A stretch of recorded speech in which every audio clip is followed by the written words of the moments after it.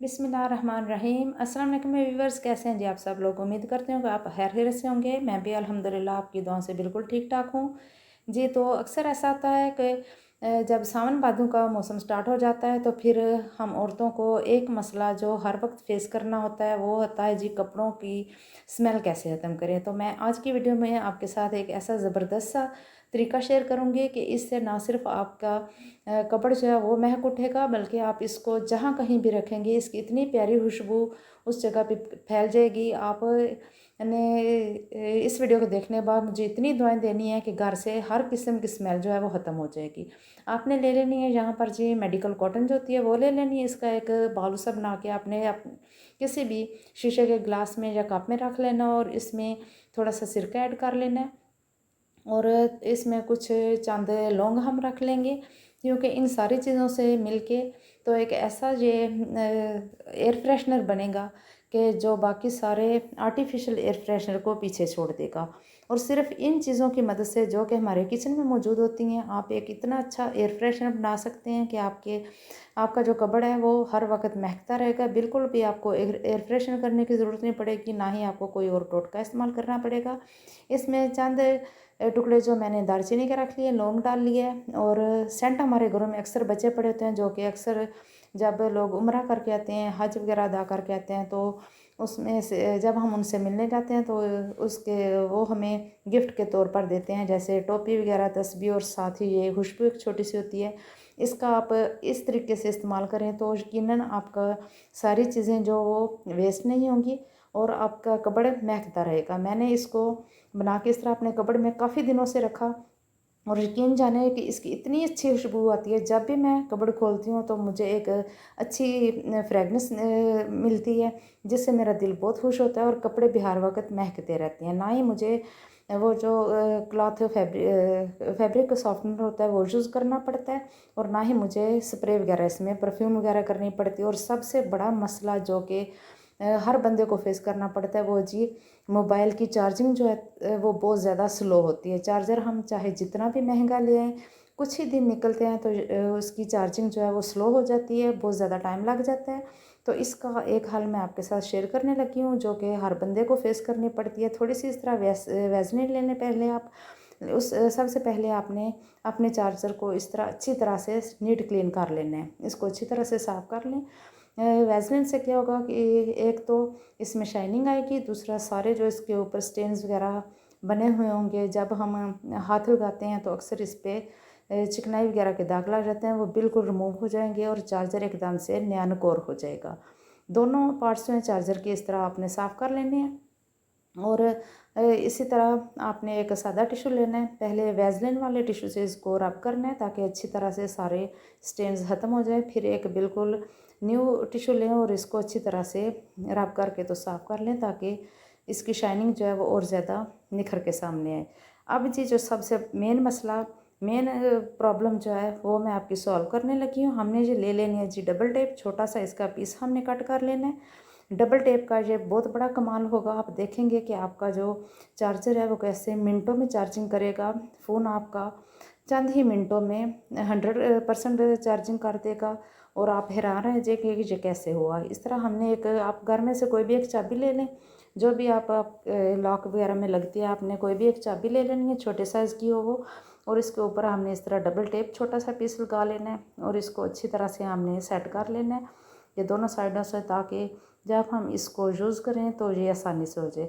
अब जी आपने जहाँ पर हम केबल इसकी एडजस्ट करते हैं, इस जगह पे हमने इस चाबी की हेल्प से अच्छी तरह से इसकी क्लीनिंग कर लेनी है।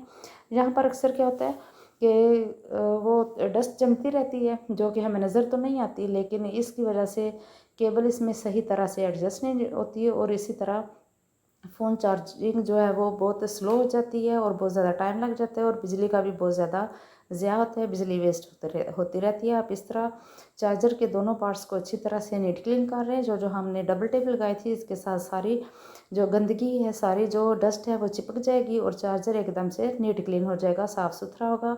अब आप इसको चार्जिंग पे लगाएं और आप देखें कैसे मिनटों में आपका फ़ोन जो है वो चार्ज होता है ना कमाल की टिप। अगर आपको ये मेरी टिप पसंद आई है तो प्लीज़ कमेंट्स में आकर ज़रूर बताइएगा। मेरे चैनल पर अगर आप नए हैं तो प्लीज़ चैनल को सब्सक्राइब कर दें, वीडियो को लाइक कर दें और अपने प्यारों में शेयर भी कर दें। नेक्स्ट टिप लेडीज़ के हवाले से है कि अक्सर हम लेडीज़ सारे तकरीबन लेडीज़ जो हैं वो सारा दिन किचन में खपती रहती हैं। हर वक्त हमारे हाथ गीले रहते हैं, चाहे हम कपड़े धोएं, बर्तन वॉश करें, फ्लोर वगैरह की क्लीनिंग करें, तो सारा दिन हमारा पानी में गुजर जाता है।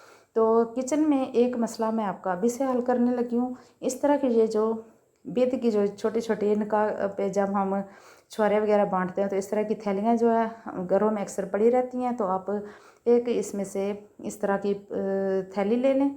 इसको हैंग करना बहुत ज़्यादा आसान होगा। आप ये कॉटन की भी बना सकते हैं, घर में भी एक सिलाई लगाएं तो इस तरह की ये पॉकेट सी बन जाएगी और इसमें एक धागा डालें।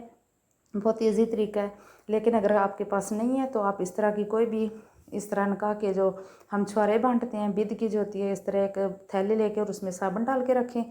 और इस तरह जब हम बर्तन वॉश करते रहते हैं तो यकीन करें कि आप भी बर्तन धोते हैं, आपको भी पता चलता है कि कैसे हमारे हाथों की स्किन जो है वो रफ़ हो जाती है। हम हर वक्त साबुन में सर्फ में काम करते रहते हैं, जिसकी वजह से हमारे हाथों की स्किन बहुत ज़्यादा डल हो जाती है।